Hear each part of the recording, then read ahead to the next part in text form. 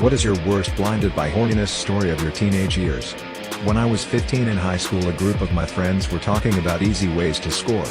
After a couple of hours of conversation, we came up with the idea of going to the adult offender registry and looking up women that had offended near us and showing up in their place since the address is in the registry.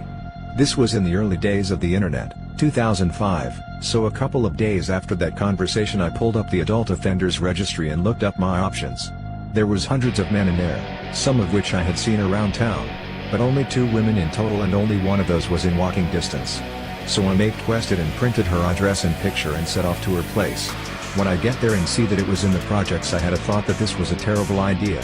I didn't have a plan. I was in the projects and I had no idea of the dangers I was placing myself in. Nevertheless, I pushed on. I get to the building and go to the 3rd floor and knock on the door. My heart is racing and my sausage is throbbing. She opens the door and a very pronounced smell of Pall Malls comes out, and I